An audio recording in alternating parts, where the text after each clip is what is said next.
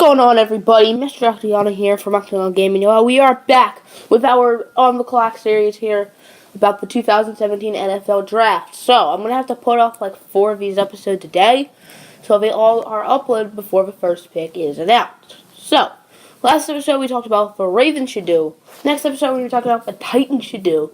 But today we're focused on the Tampa Bay Buccaneers. So make sure you drop a like button and subscribe. So what I've been doing the past like 10 episodes is going by position, see if the team needs that position, and if so, like who are possible players they could get. So the Bucs had a pretty good season last year, and I was impressed. I was impressed with famous Jameis, and I think that team can honestly make the playoffs this year. I had them making the playoffs last year at the beginning of the year, and I might have the same this year. So, quarterback. Quarterback is not an issue. Famous Jameis is entering his 3rd season after a great first 2 seasons. And, yeah, he looks like a really good quarterback. He hasn't, been, a superstar yet, but he's shown that he will be a superstar.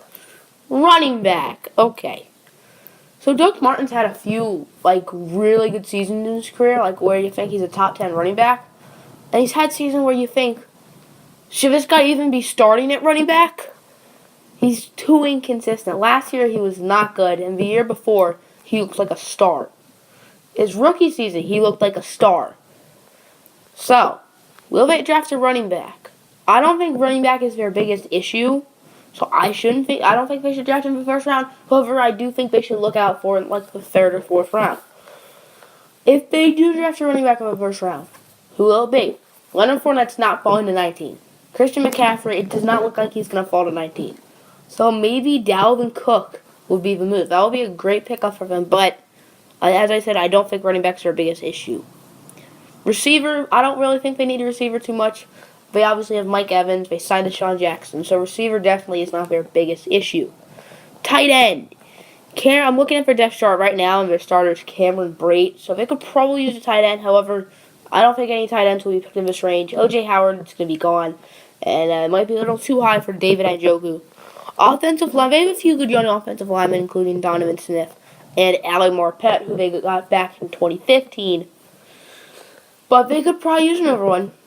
And I know I've said this for the last 10 episodes, but what about Forrest Lamp, the guard from Western Kentucky? He will blossom into a beautiful butterfly, and he could be Zach Martin. The mid-1st round guard, in that area, that's where Zach Martin was. Zach Martin's been one of the best offensive linemen in the league. So let's go to defense. Defense definitely is not as good for the Bucs. Let's start with defensive line. They have Gerald McCoy at defensive tackle. Gerald McCoy is one of the best defensive tackles in the league, but other than that, it's not looking too pretty. So there are a few defensive linemen in mind. Maybe if Derek Barnett somehow makes it to 17. I don't think he will, but he definitely could. Taco Charlton from Michigan, maybe Tack McKinley from UCLA. Any of them will be good there. Linebackers. They have a pretty good situation with linebackers. Quan Alexander in the middle. They have Levante David as one of the outside linebackers. But their other one, according to this depth chart, is Darryl Smith. I don't know if Darryl Smith is still the running back. Or linebacker, sorry.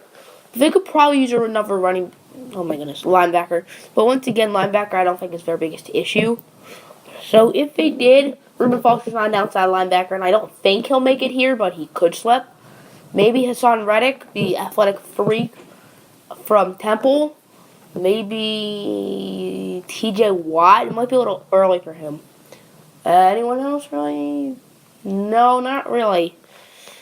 Let's go to defensive backs. They drafted Vernon Hargreaves last year at cornerback. But other than that, they could use secondary. They do have Brent Grimes, who always has a good season, but he's getting up there in age. So, cornerbacks.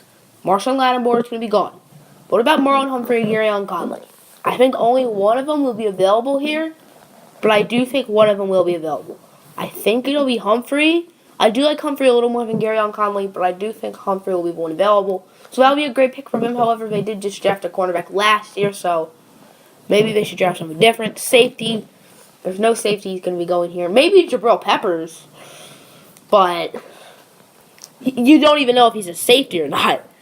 So I hope you guys enjoyed this episode. Next episode, we're talking about what the Titans are going to do, and they have picked 5 and 18. So stay tuned for that. Bye.